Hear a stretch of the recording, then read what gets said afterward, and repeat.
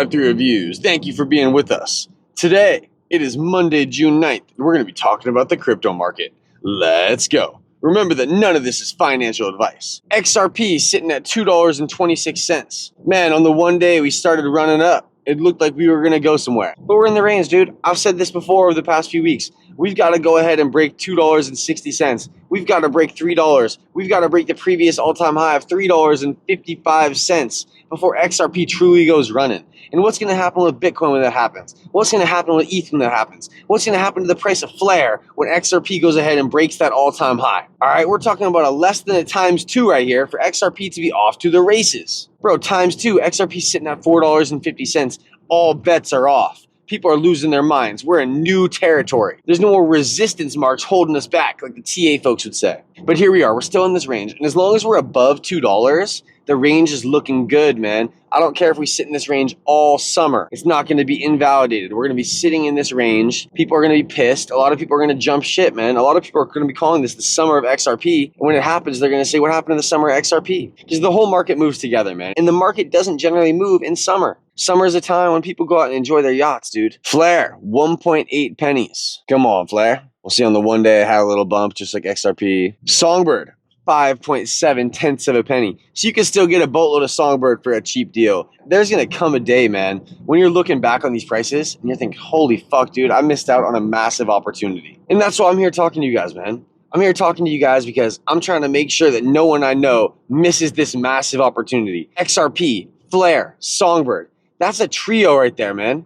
That's a trio right there. Bro, if you hold 100,000 Flare, 100,000 Songbird, 10,000 XRP, I think that you're going to be sitting pretty, man. I don't know where you're at in the world. I don't know how much you make. I don't know how much you can set away. All right, it's never about how much you make. It's about how much you can keep. And of course, it helps if you make more. But lifestyle creeping bills, man. I know people who are making good money, and they're still living month to month. You can be paycheck to paycheck no matter how much you make. It's about how much you save, man. How much you stock away in the likes of the XRP Flares and Songbirds. Go get yourself some delegation rewards, man. Learn how to play in the Flare ecosystem. It's not too late, man.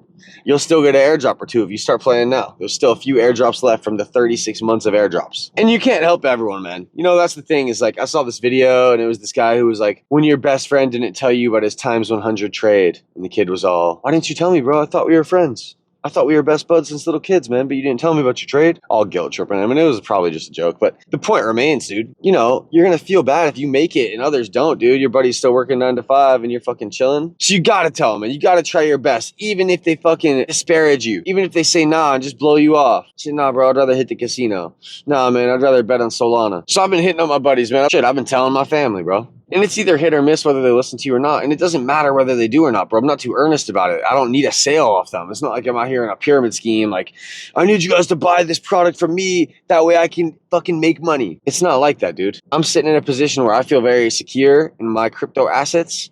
I know that I'm positioned for success. And I'm worried that a few people I know are going to miss the boat, dude. And then my buddy hit me back and he's like, bro, to be honest, I've been running a deficit the past few months and I haven't been able to buy anything, dude. The cost of living has got me.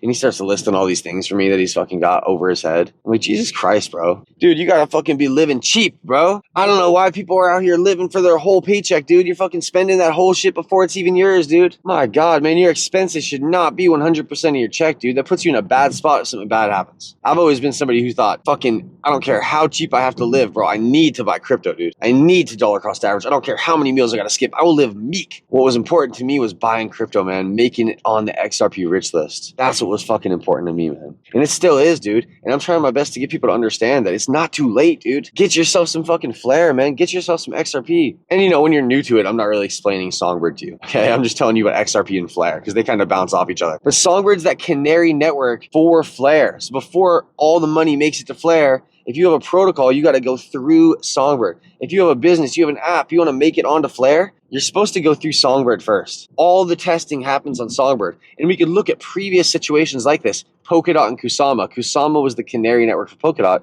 Dude, it did over a times 300. It did incredible. It went from $1 up to $450. If Songbird gets a times 300 from here, okay, we will be sitting pretty. It'll be over $1. I think it'll be $1.50 if we were to get to a times 300 from this price right here. Correct me if I'm wrong, man. My math kids suck. Listen, I'm just one man, but I'm a man who believes in crypto like none other. I appreciate you guys being here, man. You know, YouTube let me on the membership list, dude. They said, hey, you're a YouTube partner now. You could offer memberships. You could have super fans, super chats, etc. I opened it up because when people give you an opportunity, you got to take it.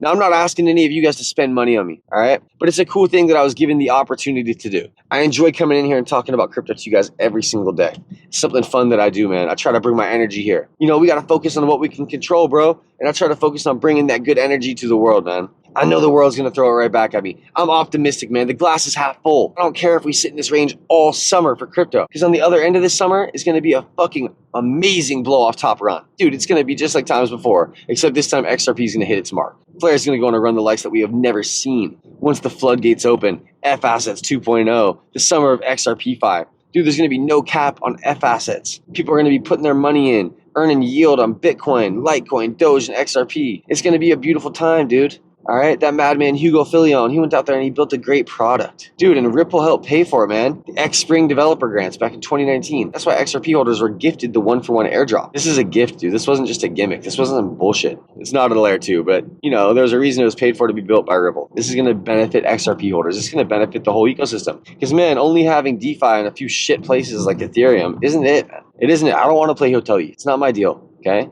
I don't want to check into Hotel ETH. I don't want to badger dance. I don't want to pay a checkout fee. That's not how I like to play, man.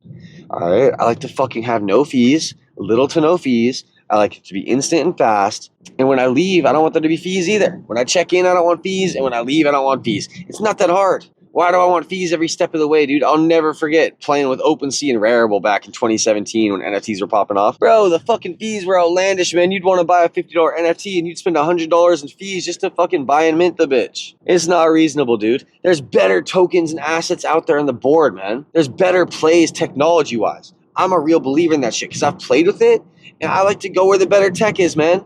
You know what I mean? Like, dude, you can speculate on whether the PlayStation 2 is the best console of all time or not, but if you haven't played a PS5 or a PSP or a Switch or an Xbox Series S, how are you going to even know? Or are you just going based on some nostalgic fucking value that you have in your mind? You can't say it if you haven't played with it, dude. All right? If you haven't driven the newest, baddest car, how are you going to tell me that the car from the 1970s is the best? And when it comes to money, you want your money to be moved the most efficient and the fastest. This isn't some bullshit, dude. This isn't a fucking game, bro. And that's what pissed me off about my buddy hitting me up like that too, bro. I was like, dude, first of all, it's some Kanye shit.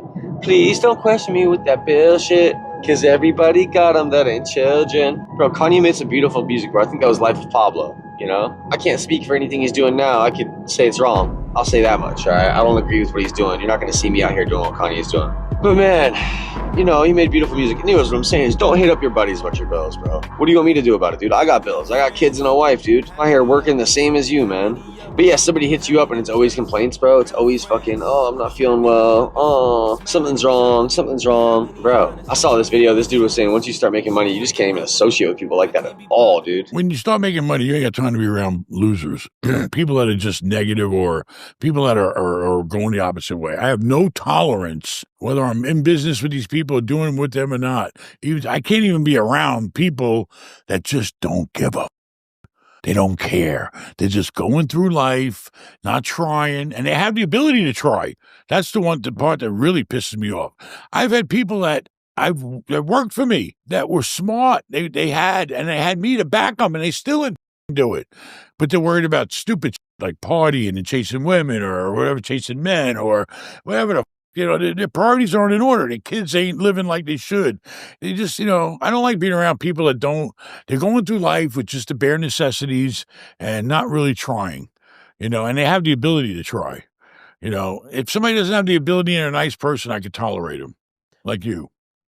Because it drags you down, bro. You become a collection of your top 5 friends. So who you hanging out with, dude? Who are you assimilating with? Where do you want to fit in? You got to get in the fit in, baby. Come on. Pick out a mentor, dude. How can I be like you? How can I sit in this room with you? How can I make the cigar club? Yeah, watch this YouTube. I thought it was interesting. And this guy, bro, I couldn't tell you anything about him. It sounds like he could be full of shit or not. But I like the stuff he said. He's not here to fuck around. You want to make it to certain levels where you could take care of your people, man, and not even think about it.